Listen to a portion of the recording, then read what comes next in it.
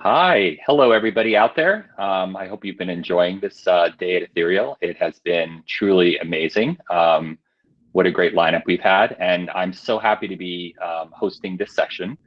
It's labeled Privacy Coins.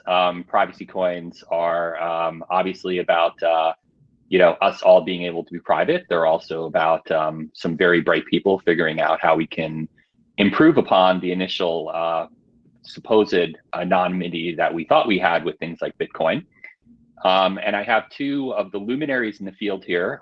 Both are CEOs and founders of their respective startups. First, let me introduce, actually it's Elena or Elena? It's Elena. Thank you for Elena. asking. Okay. So I'm going to go on first name basis. Sorry, since I know you guys.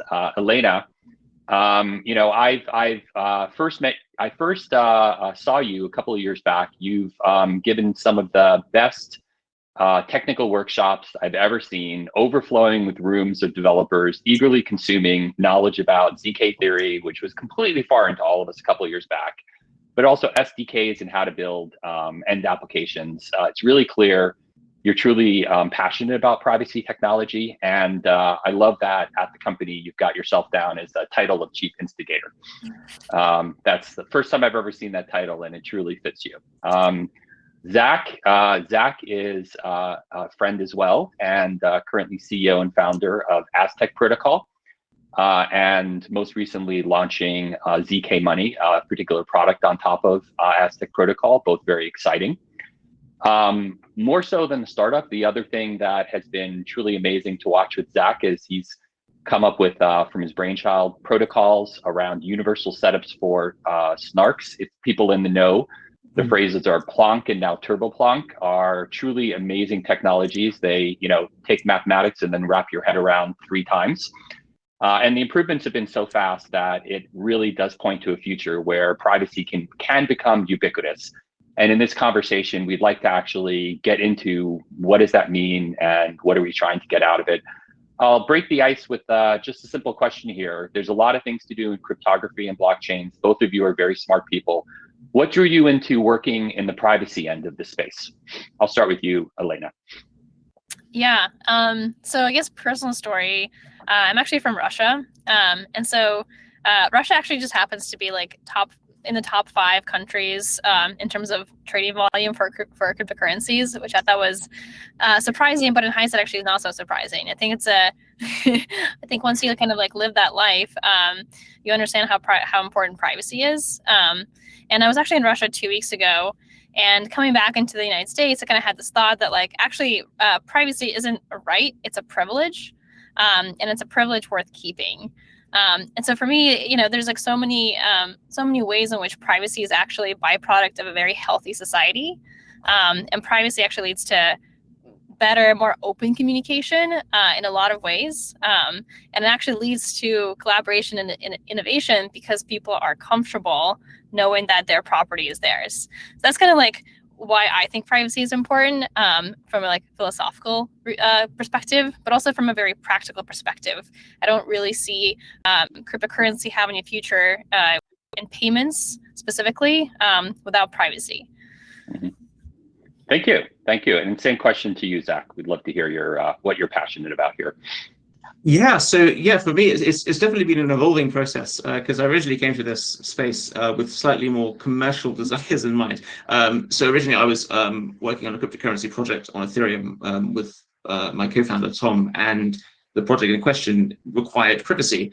And we kind of assumed that somebody was going to come along and solve this problem on Ethereum because Zcash had launched. There was a lot of hype about Zcash type protocols being ported to Ethereum, but that never turned out to happen. So in lieu of anything else, I just started diving into cryptocurrency protocols, cryptography protocols, privacy protocols, and just became utterly obsessed with the mathematics behind it. I found it truly captivating, and that kind of sucked me into a through the rabbit hole. And I ended up putting together a couple of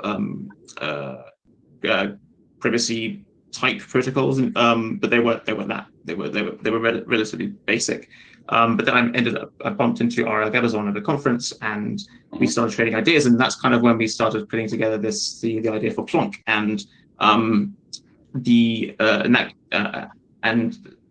way of creating efficient universal snarks that you can use for quite advanced private transactions. And armed with that technology, we started to realize just what could be achieved on public blockchains if you have privacy. And then that was truly the captivating goal, which caused us to develop out the Aztec protocol to try and cater to that. And yeah, we've never looked back ever since. Okay, cool. That's great to hear. And very happy that you ended up going down that rabbit hole. Let's see. Let's actually talk specifically about on your two respective chains, Ironfish and Aztec protocol. What is the big picture of what you're trying to accomplish with them? And a little more specifically, we had a first generation of privacy coins that were, in a sense, very much focused on kind of doing private versions of things like Bitcoin and Ethereum, so truly making them anonymous. But I think, technically your systems and in general, the privacy area, the tech has moved to be a lot richer now. So I'm curious to hear how much the use cases as well that you're targeting may have changed. Let's start. Yeah, let's flip the order this time. Zach, why don't you go first? Sure thing. So yeah, certainly a lot has changed over the past couple of years, particularly on Ethereum with the explosive growth of DeFi. Because I guess I do agree with Elena that the privacy ought to be a right, but it isn't really so much these days, particularly on the web, where in Web 2, customers are more and more often actually being converted into commodities, and companies are really just measuring their users just really through the lens of what is the sum of their commoditizable data. And I think this is extremely harmful long term, and something that we can solve with privacy on blockchains, something which is going to become more relevant the more that blockchains reach into the economic lives of individuals. The full promise of distributed ledgers is to act as a global settlements layer, to be able to perform the kind of services that traditional financial institutions can perform right now, but at a fraction of the cost in a much more open way. But we're never going to live in a world where payments are settled on chain regularly, if that means that everyone can see how much your salary is being, what salary being paid. It's not going to be the world we live in if third parties can catalog all your payments to build up a profile of who you are so that you can be targeted by third-party advertisers without your consent. And so I think that the value of privacy grows with the value of blockchains. Privacy has become important on Ethereum, more important because DeFi is now a very important part of the ecosystem. And so this privacy is no longer becoming an abstract thing that's nice to have in the future when blockchains become more prominent and popular. It's a problem now. If you, for example, if you're on DeFi and you're trading reasonably large amounts, then you're going to get front run, or you're going to be exploited by MEV style attacks, and this can all be mitigated with privacy. So really, I think that it's it's something which privacy today is useful commercially for that to solve those kinds of problems. I think privacy in the future is going to be far more fundamental, just how we organize our lives on chain, and ensuring that we can actually utilize blockchains to their fullest extent without leaking everything about our lives. Yeah, thank you. I definitely agree with that. And Elena, I don't want to miss hearing your thoughts on this. You actually highlight the tragedy of digital or physical cash is effectively disappearing in our financial systems now, and we don't have a digital anonymous cash. And what is that going to mean for us if we don't actually make that transition? So I know that you are passionate about this. So please, give us your thoughts as well. Yeah, so when we started Ironfish, it was actually with one simple goal, which was to create a privacy coin that works, that's easy to use and that works. And primarily why we kind of went on that route is because we looked at existing privacy projects, and some of them actually, weren't as private as they claimed to be, or the user had to be very context aware of how they make that transaction, how they tell the other person to withdraw, and so on to actually gain that privacy. And then there was also a lot of misunderstandings. For instance, we talked to some people who held Zcash, and they said, yeah, of course this is shielded Zcash, even though it was stored, on Coinbase or on a mobile wallet before they had mobile support and so on. And so there was clear kind of misunderstanding that what you're holding actually is not that private. So for us, we kind of had this one goal of, okay, how do we make a privacy coin that's easy to use and fully private all the time, so that the user has no kind of confusion of what exactly they're dealing with. And so we actually launched a testnet for Ironfish on April 6th, and it's basically that. So it's like one native currency, Ironfish. And right now our focus is how do we make it easy to use? How do we make the CLI easy to use so that developers kind of enjoy working with it? And then future on in the future, like build wallets and support for it. But then we realized most of the use cases where privacy would be very useful also require a stable coin. So for instance, during COVID, we got our haircut, and the hairdresser didn't even want to use Venmo. He only wanted to take cash because he was afraid that the county was going to find out and fine him for it because he was supposed to cut hair during COVID. And so that was kind of realization that actually a lot of these use cases require a stable coin. And so for us, it's like, okay, how do we expand Ironfish to not just be one coin that's volatile, but actually have multiple assets that can support coins. And so our future iterations of Ironfish will have a lot more assets, and in terms of our goals are actually somewhat similar to Aztec in the sense that we want to have Ironfish be thought of as the privacy spot to go, even for other assets and other chains. This is definitely a very ambitious, kind of a more longer term goal, but kind of have Ironfish be the shielded pool for other assets. And part of the reason why I think we have an advantage in terms of being our own layer one is that we can actually support assets from other chains, not just Ethereum, but maybe some other smart contract chains as well.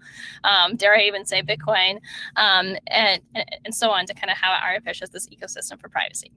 Yeah, and I mean, we've got a lot of people who are watching this who kind of dial in and just think about, Bitcoin and other things, which are basically the, antithesis at this point of privacy.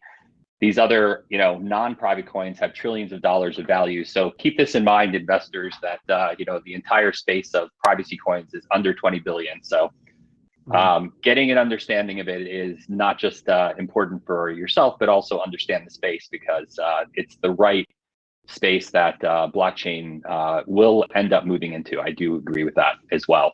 Not giving investment advice, but I'm just saying it's definitely a strong area. Let's see. Let's actually specifically talk. There's a couple of things that come up. There's apathy, ignorance about privacy, other things that cause problems for general massive. One of them that I hear a lot of the times, you'll see, Edward Snowden this morning made a comment about that, the people that are in the kind of ruling class, write these op-eds in the paper and say, regulation means we can't have privacy and other things. Regulation seems to always come up at a certain point when we say we're going to do privacy. It's almost like there's a paradox. We want to be very private, but then people throw up something and say, hey, if we're really private, then the criminals can act with impunity. So I know you guys have had to face this kind of a question before. Is there something you can give for the viewers here to just get a flavor? We don't have a lot of time here, but get a flavor of how you think about regulation, and is it something that is that you perceive something that is going to be addressed sooner or later, or how are you thinking about it in your systems? Elena, cool. Let's start with Elena. Yeah, I'll do 1 minute for sure.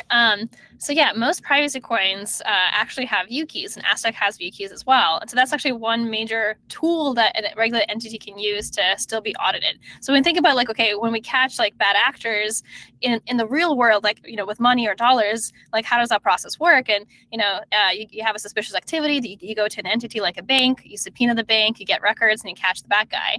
And so for cryptocurrencies, it's actually a very, very similar story now with view keys. You go to an exchange because this bad actors probably have interacted with an exchange. That's probably how you even found out about the suspicious activity.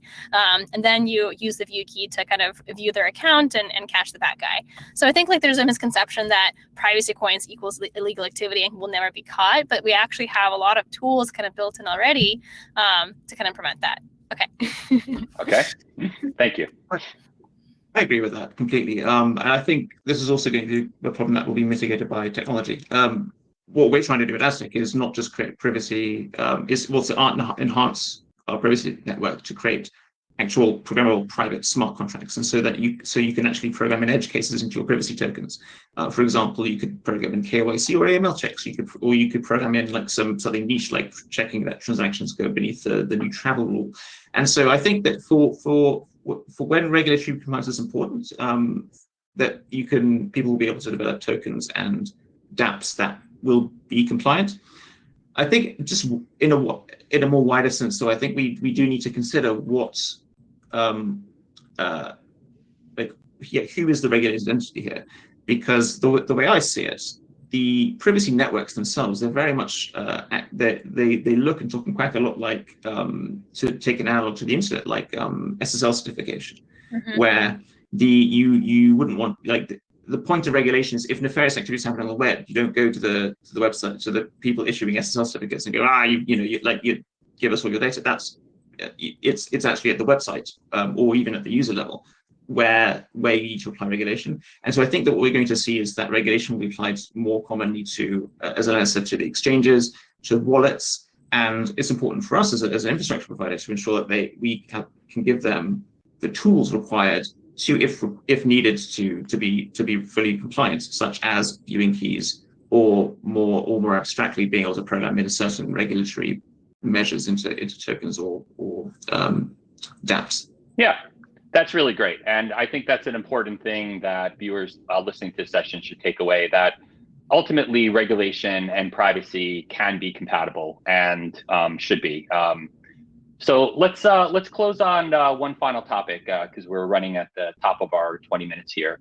And that's, for both of you, to the extent that you actually have the free time to think about Nirvana, what does Nirvana look like for privacy protocols and privacy coins in 10, 20 years? What should our kids and grandkids expect? I mean, I would say that it's like the default choice. Like right now, if you ask in America, do you care about privacy? The default answer might be no. I think in Germany, the default answer is yes, probably. But yeah, in 20 years, if the default answer is yes, then I think we succeeded as a society.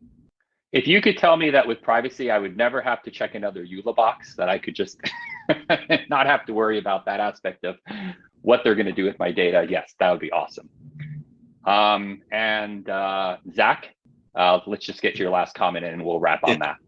I think in 20 years, privacy preserving networks are going to be so ubiquitous and enmeshed in our society that people won't think about them, because it'll be the default. There won't be any other kind of network other than a privacy preserving network.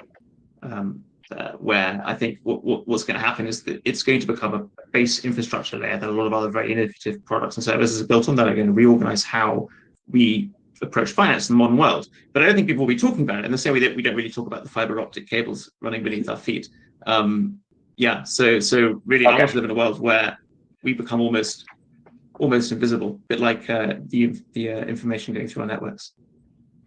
All right. Well, thank you so much. It has been a great session, and cross our fingers you guys succeed with your dreams. It'll be terrific for all of us.